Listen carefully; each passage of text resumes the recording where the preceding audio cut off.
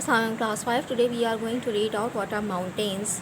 Mountains क्या है? Mountainous regions of Pakistan and Nepal are similar. Mountainous regions of Pakistan and Nepal, यानी पाकिस्तान और नेपाल की जो माउंटेनियस रीजन्स हैं वो आपस में मिलती जुलती हैं. In Pakistan these regions abound in vast glaciers. Pakistan की जो ये रीजन्स हैं ये बहुत बड़े बड़े ग्लेशियर्स के साथ आपस में जुड़ी हुई हैं.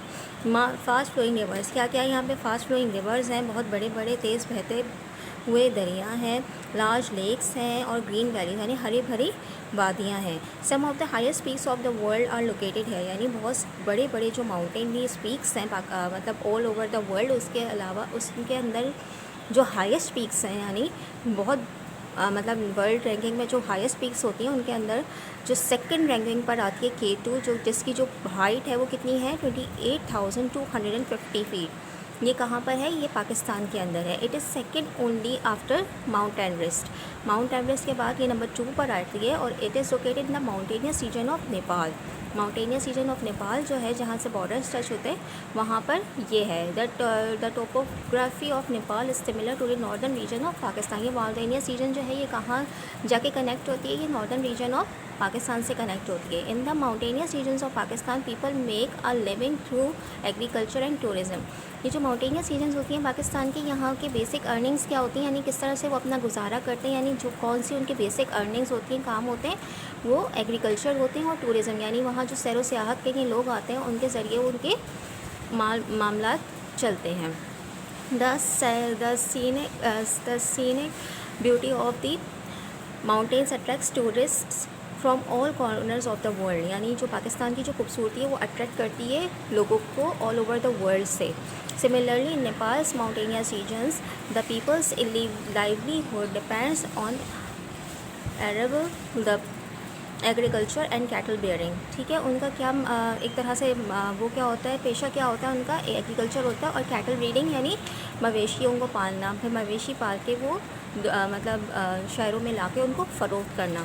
दे also engage in the sale of herbal medicine collected from the forest. इसके अलावा क्या होते हैं, वो इंगेज होते हैं, ये जो जंगलात होते हैं इनमें से जो हर्ब्स निकलती हैं, हर्ब्स यानी जड़ी बूटियाँ जो निकलती हैं, उनसे जो दवाइयाँ और जो चीज़ें बनती हैं वो बनाने में भी काफ़ी एक्सपर्ट होते हैं ये लोग.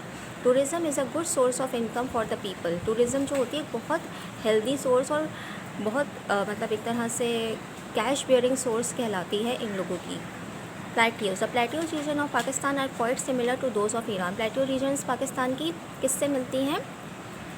ईरान से बहुत मिलती जुलती हैं. They both only have only dry hills which contain deposits of minerals and other natural resources like mill, natural gas, coal, limestone and gypsum.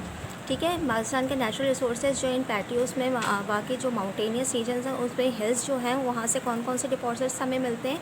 Minerals के डिपॉजिट्स मिलते हैं, यानी मिनरल्स का बहुत बड़ा ज़ख़ीरा है. अदर नेचुरल रिसोर्सेज कौन कौन सी है हमारे पास? नेचुरल रिसोर्सेज कुदरती ज़ख़ायर, ऑयल, नेचुरल गैस, ठीक है, कोल, limestone and gypsum. Deposits of oil found in Iran are much greater than those found in Pakistan. Deposits of oil यानी ऑयल के जो डिपॉजिट्स हैं वो बहुत बड़े हैं ईरान के अंदर as found in those of Pakistan. यानी पाकिस्तान के पास इतने ऑयल डिपॉजिट्स नहीं हैं जितने ईरान के पास हैं.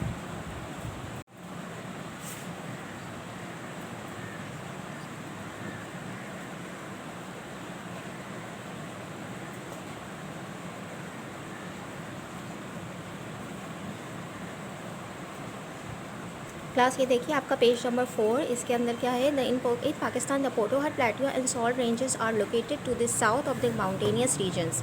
इन पाकिस्तान में पोटोहर प्लेट्यू का नाम है और सॉल्ट रेंजेस यानी पाकिस्तान, आपको पता है पाकिस्तान के अंदर बहुत बड़ी सॉल्ट माइन है जिसका काम है खेवरा.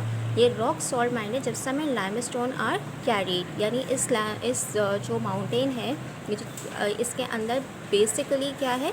नमक की बहुत बड़ी कान यानी माइंस हैं. माइन कहते हैं कानों को जिसमें से ज़ख़ीरा की हुई अशिया यानी बाहर निकाली जाती है. यानी इन माइंस के अंदर सबसे बड़ी माइन खेवड़ा यानी सॉल्टी माइन पाकिस्तान में है. The Arak oil refinery is one of the largest in Iran.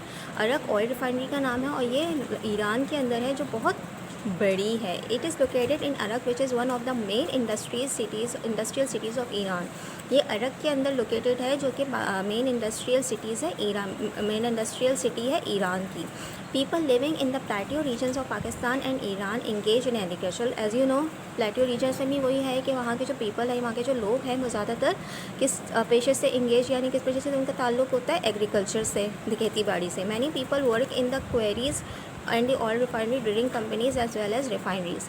और इसके अलावा यहाँ जो नेक्स्ट सबसे बड़ा पेशा यानी लोगों का कमाने का ज़रिया वो क्या होता है कि वो ऑयल रिफाइनरीज़ के अंदर काम करते हैं, और ड्रिलिंग कंपनीज़ यानी जो कंपनीज़ वहाँ से टेंडर के ज़रिए टेंडर मिलता है उनको कंपनीज़ को ऑयल निकालने के लिए, उसके अंदर वो लेबर के तौर पे उनको यूज़ करते हैं। Plains. The Indus plain region is quite similar to the Gangetic plain region of India. Both plains are fertile and densely populated. The majority of people living on the plains are engaged in agriculture the soil because the soil is fertile and water is plentiful.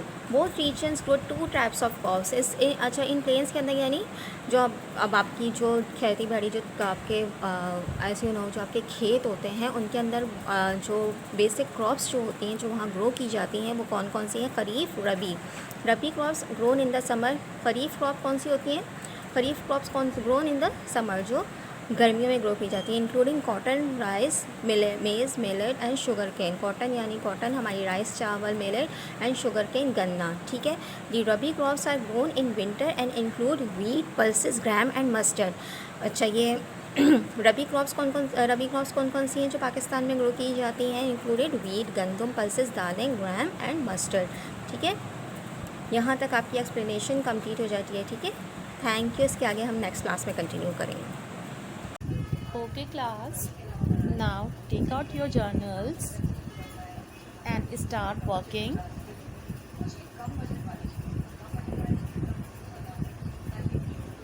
Write question number 2. What is delta and how delta formed? The answer is a delta forms when a river or a stream deposits slate, sand and rock fragments on entering an ocean, sea or lake. The delta of a river is so named because it looks like an inverted D. And at last, this is the symbol of delta.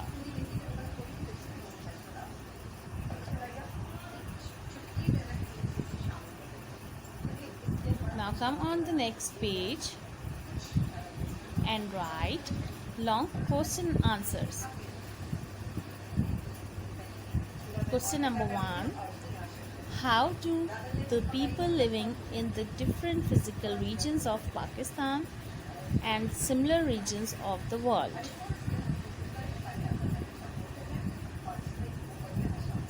Answer is heading number 1.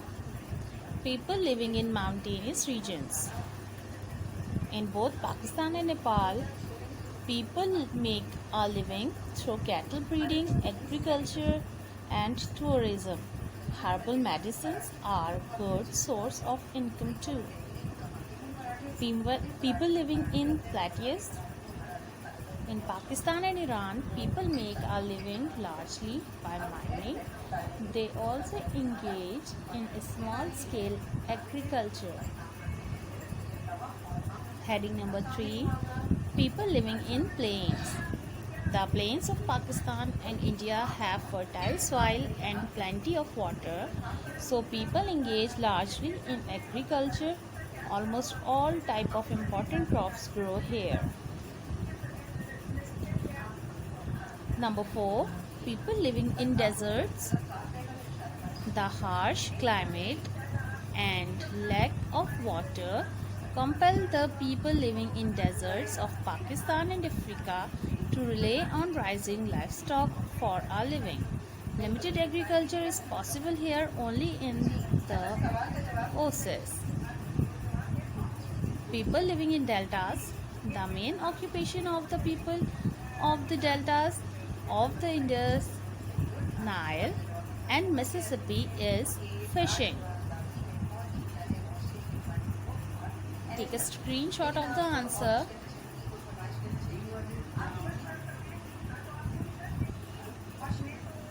Now question number 5.